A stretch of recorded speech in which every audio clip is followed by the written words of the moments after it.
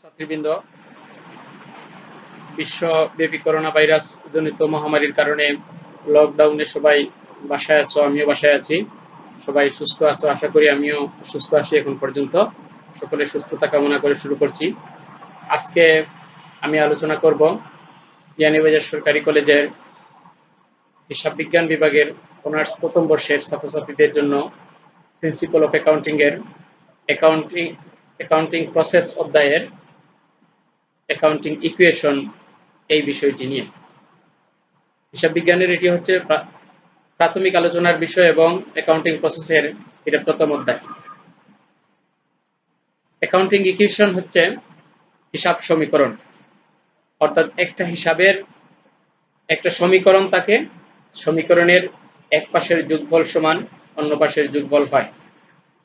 তো আমরা আগে দেখে নেই, আমাদের অধ্যায়ের নাম হচ্ছে অ্যাকাউন্টিং ইকুয়েশন, অর্থাৎ হিসাব সমীকরণ।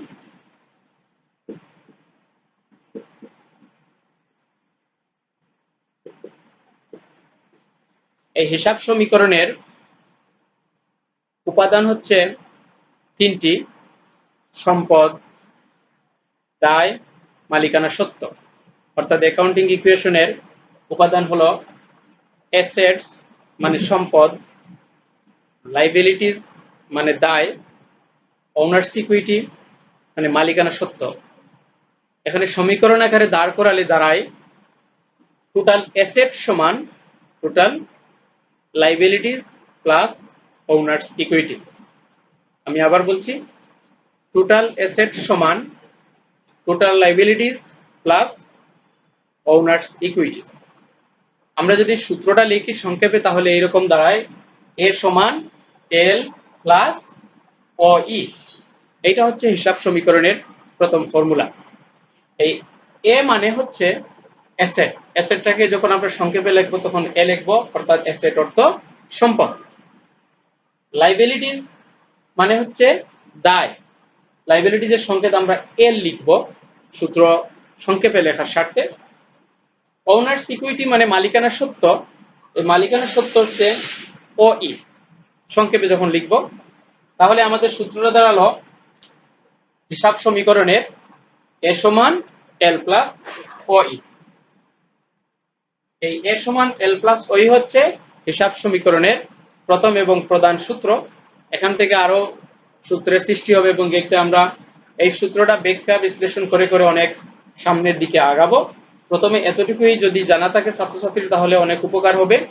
হিসাব সমীকরণের সূত্রটা হলো টোটাল অ্যাসেট সমান লাইবিলিটিস প্লাস ওনার্স ইকুইটিস, সংক্ষেপে এ সমান এল প্লাস ও ই। এবার আসি হিসাবের, গত ক্লাসে আমি আলোচনা করেছি মডার্ন টার্মে অ্যাকাউন্টকে 6 ভাগে বিভক্ত করা হয়েছে, অর্থাৎ 6টা হিসাব আছে। তাহলে এখানে আমরা এই হিসাবগুলোকে এই হিসাব সমীকরণের মধ্যে নিয়ে আসব। তার মধ্যে একটা হচ্ছে অ্যাসেটস, সো অ্যাসেটস এখানে আছে, লাইবিলিটিস এখানে আছে। তাহলে capital, revenue, expenses and drawing এইগুলা কোথায়? এই 4টা হিসাব যোগ বিয়োগ হয়ে ওই এর মধ্যে প্রবেশ করেছে। আমরা ওইটাকে ভেঙে বের করব। এখানে আমরা যদি পরীক্ষার প্রশ্ন দিকে যাই কিংবা হিসাব সমীকরণের উপাদানগুলোকে অঙ্কের ফিগারে নিয়ে যাই, তাহলে এখানে এ সমান যদি এল প্লাস ওই হয় তাহলে এল সমান কি হয় এবং ওই সমান কি হয়? আমরা সমীকরণের নিয়ম অনুসারে এল কে যদি এই পাশে নিয়ে আসি চিহ্ন পরিবর্তন না করে, তাহলে এ ওই পাশে চলে যাবে চিহ্ন পরিবর্তন না করে, এবং যে ওই আছে ওই পাশে তার চিহ্ন পরিবর্তিত হয়ে থেকে যাবে। অর্থাৎ এল সমান এ মাইনাস ওই। অর্থাৎ একটি প্রতিষ্ঠানের যেমনই অ্যাসেট সমান লাইবিলিটিস প্লাস ওনার ইকুইটিস হয়, তাহলে লাইবিলিটিস সমান অ্যাসেট মাইনাস ওনার সিকিউরিটি হবে। অর্থাৎ সমস্ত সম্পদ থেকে মালিকানা সত্ত্ব মাইনাস করলে থাকবে দায়। একইভাবে ওই মানে মালিকানা সত্ত্বটা আমরা কিভাবে বের করব? ওই মানে হচ্ছে ওই যদি এই পাশ থেকে এই পাশে নিয়ে আসি, মাইনাসটাকে প্লাস করে, তাহলে এ এই পাশ থেকে ওই পাশে চলে যাবে, প্লাসটা মাইনাস হয়ে, তাহলে এল যেভাবে আছে এভাবেই থেকে যাবে, এ মাইনাস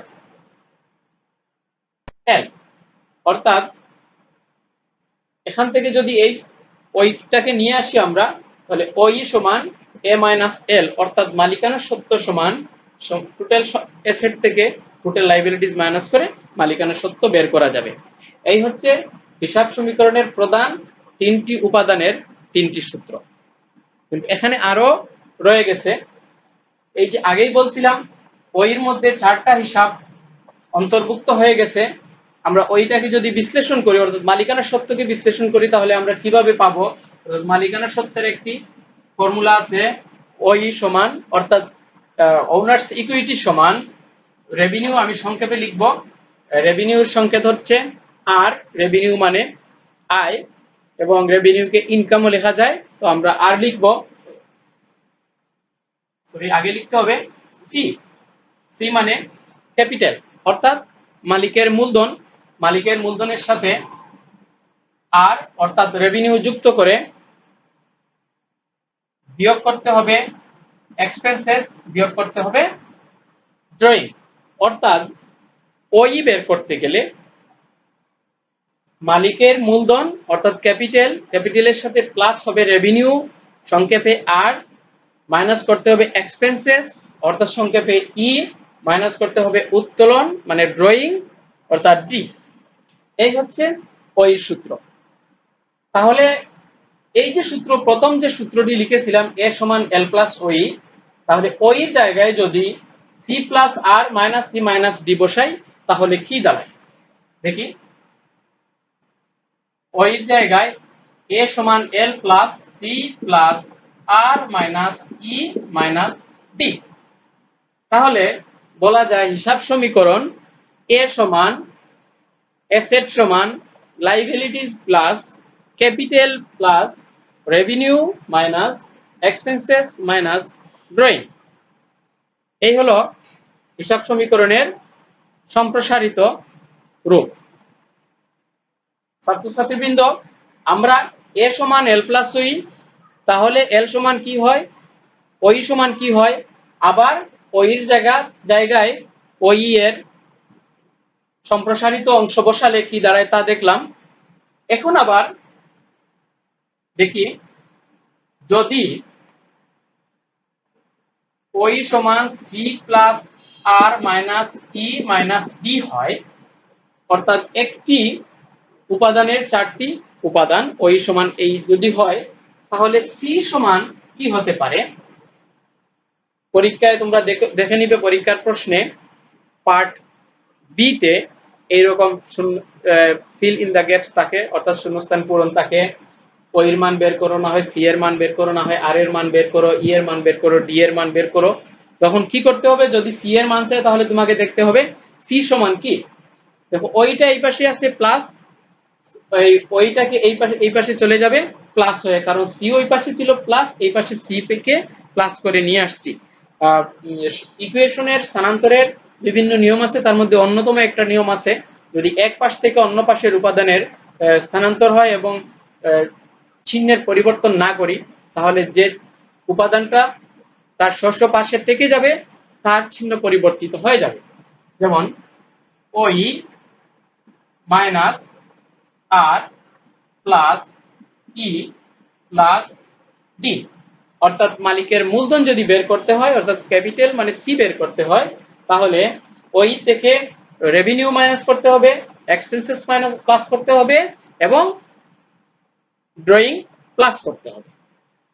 এবার আসি, প্রশ্নের মধ্যে যদি চাওয়া হয় আর অর্থাৎ রেভিনিউ বের করতে হবে, তাহলে রেভিনিউ বের করতে হলে এখান থেকে আগে সূত্রটা এইভাবে সাজাতে হবে, ওই minus C plus E plus D. আমি আবার বলছি, আর অর্থাৎ রেভিনিউ সমান ওই minus C plus E plus D, অর্থাৎ রেভিনিউ বার করতে গেলে ওনার্স ইকুইটি থেকে ক্যাপিটাল মাইনাস করতে হবে, এক্সপেন্সেস প্লাস করতে হবে, ড্রয়িং প্লাস করতে হবে। এবার আসি যদি এক্সপেন্সেস বার করতে হয়, অর্থাৎ ই বের করতে হয়, তাহলে কি করতে হবে? তখন এক্সপেন্সেস অর্থাৎ ইটা এই পাশে ছিল মাইনাস অবস্থানে, আমরা তাকে প্লাস করে নিয়ে আসলাম।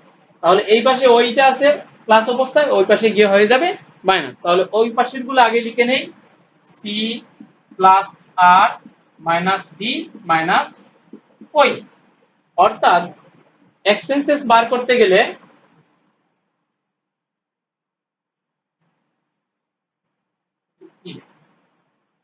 এক্সপেন্সেস সংক্ষেপে এক্সপেন্সেস বের করতে গেলে সি এর সাথে অর্থাৎ ক্যাপিটালের সাথে রেভিনিউ প্লাস করতে হবে এবং ড্রয়িং মাইনাস করতে হবে এবং ওনার্স ইকুইটি মাইনাস করতে হবে। আবার যদি প্রশ্নে আসে বি অর্থাৎ ড্রয়িং বের করতে, উত্তোলন বের করতে মালিকের, তাহলে ক্যাপিটালের সাথে আর প্লাস করতে হবে অর্থাৎ রেভিনিউ প্লাস করে এক্সপেন্সেস মাইনাস করতে হবে এবং মালিকানা সত্ত্ব অর্থাৎ ওই মাইনাস করতে হবে। এই হচ্ছে আমাদের হিসাব সমীকরণের প্রয়োজনীয় সূত্র।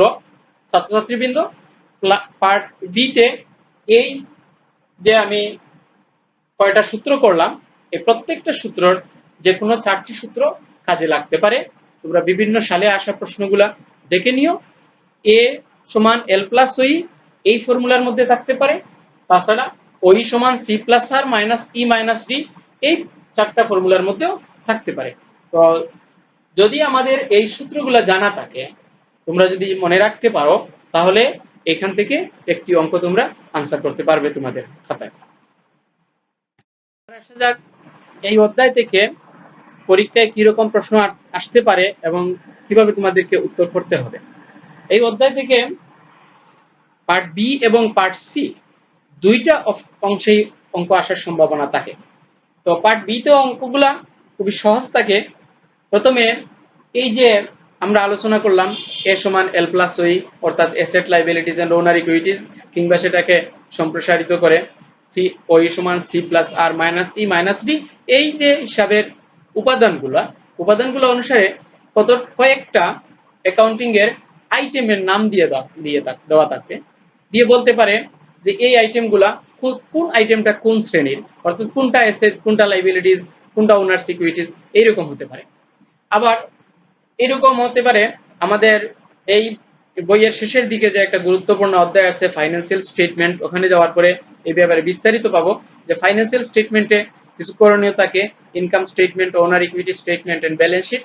তো এইখানে কয়েকটা আইটেমের নাম দিয়ে বলবে যে কোন আইটেমটা কোন হিসাবে লিপিবদ্ধ হবে, এরকম থাকতে পারে। আবার এই হিসাব সমীকরণে এ সমান এল প্লাস ওই এর দুইটা উপাদান এর টাকা দিয়ে বলবে 3 নম্বর উপাদানের টাকার পরিমাণ কত, কিংবা সি প্লাস আর মাইনাস সি মাইনাস ডি, এরকম যে কোনো একটি উপাদানের টাকার মিসিং থাকতে পারে। আবার খুব ছোট্ট আকারে ইনকাম স্টেটমেন্ট থাকতে পারে, ওনার ইকুইটি স্টেটমেন্ট থাকতে পারে এবং ব্যালেন্স শিট থাকতে পারে। আমরা যখন ফাইন্যান্সিয়াল স্টেটমেন্টে যাব তখন আলোচনা করব যে ইনকাম স্টেটমেন্টে আবার সিঙ্গেল স্টেপ মাল্টিপল স্টেপ আছে, ব্যালেন্স শিটে আবার ক্লাসিফাইড আনক্লাসিফাইড আছে। তো এখানে যদি ইনকাম স্টেটমেন্ট আসে কিংবা ব্যালেন্স শিট আসে, তাহলে আমরা ইনকাম স্টেটমেন্টটা সিঙ্গেল স্টেপ করব এবং ব্যালেন্স শিটটা আনক্লাসিফাইড করব। যদি বলা থাকে ক্লাসিফাইড, তাহলে ক্লাসিফাইড করব। ক্লাসিফাইড এবং আনক্লাসিফাইড এর মধ্যে বেশি তফাৎ না।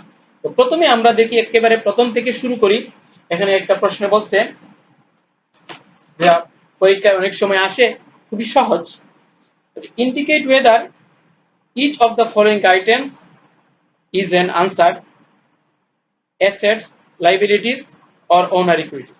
অর্থাৎ কিছু আইটেম দেওয়া আছে, এই আইটেমগুলা তোমাকে ইন্ডিকেট করতে হবে কোনটা অ্যাসেট, কোনটা লাইবিলিটিস এবং কোনটা ওনার সিকিউরিটিস। এই ক্ষেত্রে খাতায় উপস্থাপনের জন্য আমরা একটা ছকের মাধ্যমে যদি উপস্থাপন করি, বিভিন্নভাবে বিভিন্ন জন উপস্থাপন করতে পারে, সেটা প্রত্যেকের নিজস্ব ব্যাপার। তবে একটা ছকের মাধ্যমে উপস্থাপন করলে সুন্দর দেখাবে এবং যিনি খাতার মূল্যায়ন করবেন তার জন্য সুবিধা হবে, সহজ হবে। তো ছকের যেহেতু প্রশ্নে 3টা অপশন চেয়েছে, আমরা খাতাটাকে 3টা কলামে ভাগ করব।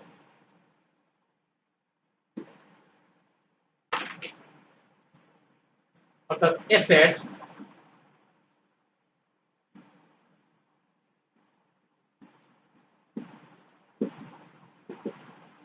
Liabilities owners equity.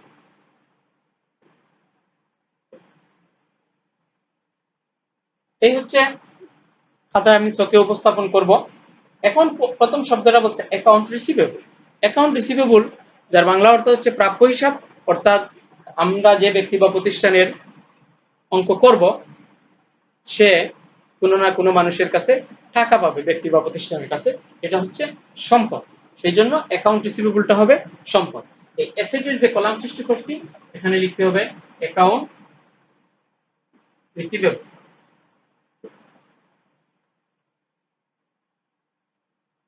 তারপরে বলছে স্যালারিজ এক্সপেন্সেস, তো প্রশ্নের সাথে এক্সপেন্সেস বলে দিছে। সো এক্সপেন্সেসটা যাবে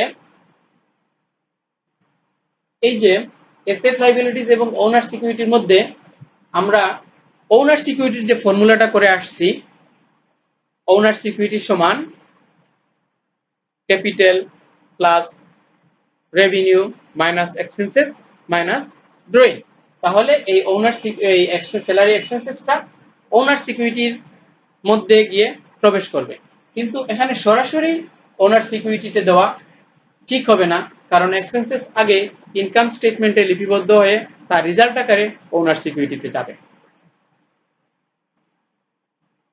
পরবর্তী আইটেমটা হচ্ছে ইকুইপমেন্ট। ইকুইপমেন্ট অর্থ যন্ত্রাংশ, এটা হচ্ছে এক প্রকারের ফিক্সড অ্যাসেট। তো ইকুইপমেন্টটা অ্যাসেটে লিপিবদ্ধ করতে হবে। ইকুইপমেন্ট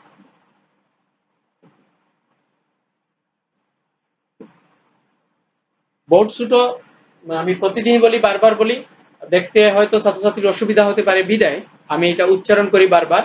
ইকুইপমেন্ট, ইকুইপমেন্ট হচ্ছে ফিক্সড অ্যাসেট এবং এই অ্যাসেটের অর্থ হচ্ছে যন্ত্রপাতি। অফিস সাপ্লাইস অর্থাৎ অফিস সরবরাহ। এই অফিস সরবরাহটা কখনো আবার অ্যাসেট, কখনো আবার এক্সপেন্সেস। তো অফিস সরবরাহ অর্থাৎ অফিস সাপ্লাইস যতক্ষণ আমার কাছে আছে, যেমন এই কলমটা যতক্ষণ আমার কাছে আছে ততক্ষণ অ্যাসেট, এবং এটা ব্যবহার হয়ে গেলে এটা খরচ হয়ে গেছে, ফেলে দিতে হবে। তো এখানে ব্যবহারের কথা বলা নাই, বিদায় অফিস সাপ্লাইসকে আমরা অ্যাসেটস হিসাবেই ধরব।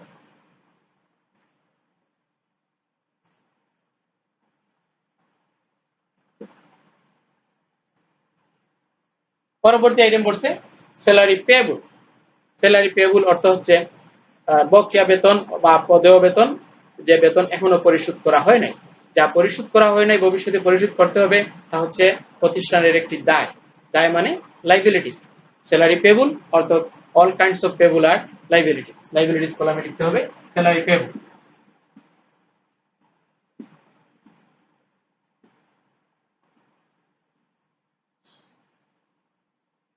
আমাদের পরের আইটেমটা হচ্ছে নোটস পেয়েবল। যে একটি কথা বললাম, অল কাইন্ডস অফ পেয়েবল আর লাইবিলিটিস, অর্থাৎ নোটস পেয়েবল হচ্ছে প্রদেয় বিল বা প্রদেয় হিসাব, সেই প্রদেয় বিল বা প্রদেয় হিসাবটাও liabilities.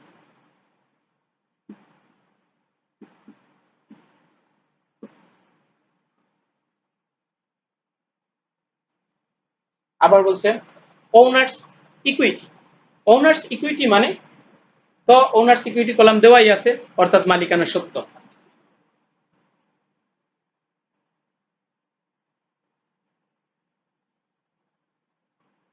Owners equity. Notes payable আমরা ইতিমধ্যে লিখেছি।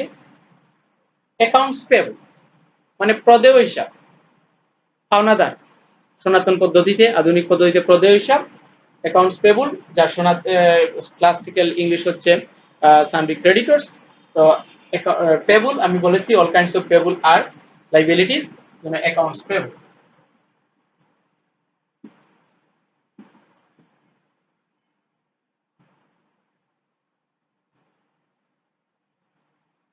মর্গেজ লোন অর্থাৎ বন্ধকি ঋণ। বন্ধকি ঋণ হচ্ছে একটা লং টার্ম লাইবিলিটিস, অর্থাৎ দীর্ঘমেয়াদী দায়। এটাও আমাদের লাইবিলিটিস কলামে লিখতে হবে মর্গেজ পেবল।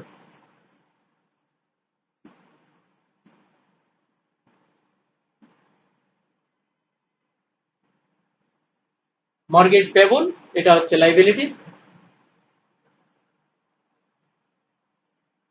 ক্যাশ এট ব্যাংক অর্থাৎ ব্যাংকে জমা, ক্যাশ হাতে থাক আবার ক্যাশ ব্যাংকে যা থাক, দুটোই কিন্তু asset. Cash in hand or cash at bank দুটোই হচ্ছে আমাদের কারেন্ট অ্যাসেট, অ্যাসেটের মধ্যে লিখতে হবে।